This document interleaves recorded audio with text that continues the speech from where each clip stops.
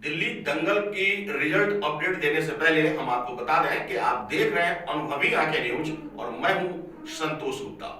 आइए दिल्ली दंगल पे आपको ताजा अपडेट दें। दिल्ली विधानसभा चुनाव परिणाम आज सामने आ चुका है, बल्कि यूं कहिए रुझान सुबह 8 बजे से ही आरंभ है।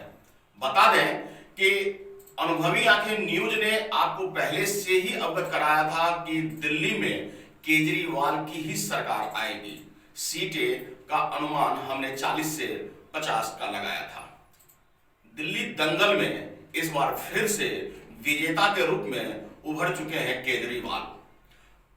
बीजेपी के दिग्गजों ने पूरी एड़ी चोटी एक की और उसका परिणाम उनके मन माफिक भले ही न रहा हो, लेकिन सुकून की बात है कि लगभग 20-25 सीटों का इजाफा उन्हें दिख रहा है। पहली रुझान आ चुकी है और अगर यह रुझान परिणाम में परिणत होता है, बदलता है, तो बीजेपी 20 से 25 सीटें तक ले आएगी। वहीं आपको बता दें कि कांग्रेस पिछली बार भी 0 पे था और अफसोस इस बार भी 0 पे है। कांग्रेस की वोटर जो हैं वो आम आदमी पार्टी पर भरोसा दिखा रहे हैं और कांग्रेस के वोटर्स आम आदमी पार्टी में जुड़ गए हैं। यही वजह है कि कांग्रेस के वोटर और आम आदमी के वोटर्स कुल मिलाकर विजेता आम आदमी पार्टी। इस बार दिल्ली विधानसभा में पार्टी बनाम पार्टी की लड़ाई नहीं थी, कहीं भी पार्टी बनाम पार्टी की लड़ाई नहीं थी।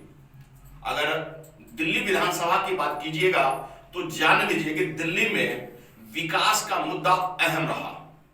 फ्री पानी, फ्री बिजली, फ्री वाईफाई, बसों में फ्री सफर और ये सब घोषणा ताबड़तोड़ विधानसभा चुनाव के बहुत पहले कर दी गई।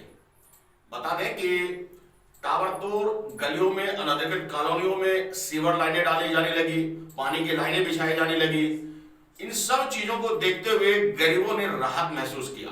दिल्ली की जनता ने विकास का नया दरवाजा खुलते देखा और यही कारण रहा कि उन्होंने विकास के मुद्दे पर अरविंद केजरीवाल का हाथ थाम लिया, उनका दामन थामकर उन्हें अपना समर्थन दिया है।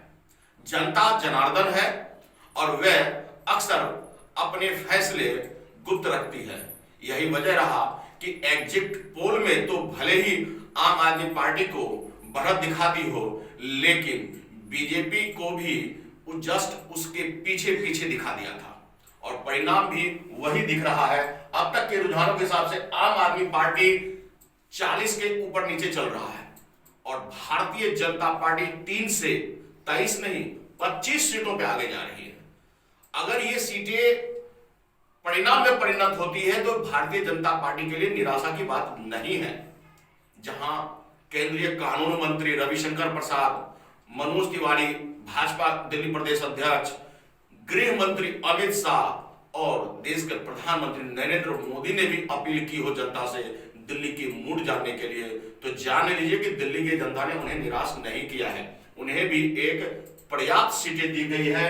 हम जो देख रहे हैं ताजा रुझान 70 के 70 आ चुके हैं, जिनमें से 65 का तो क्लियर हो चुका है और 65 में 40 आम आदमी पार्टी को जा रहा है, 25 सीटें भाजपा को मिलती दिख रही है। यह अपने आप में भाजपा के लिए सुकून की बात है। भले ही सरकार उनकी न बन रही हो, लेकिन विपक्ष में मजबूत भूमिका में वह सामने आ रही है।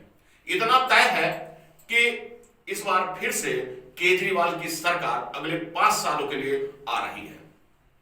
राज तिलक भी होगा, जैसा कि वो लोग नारे भी लगा रहे हैं कि एक बार फिर से करो राज तिलक की तैयारी, आ रहा है मफलरधारी। जी हाँ, मफलरधारी, भगवाधारी नहीं, मफलरधारी।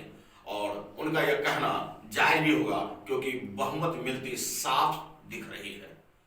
एग्जिट पोलों में भी बहुमत दिखाया गया था और जो रुझान अभी आ रहे हैं 65 सीटों का रुझान क्लियर है, जिसके तहत 25 सीटें भाजपा को और 40 सीटें आम आदमी पार्टी को है।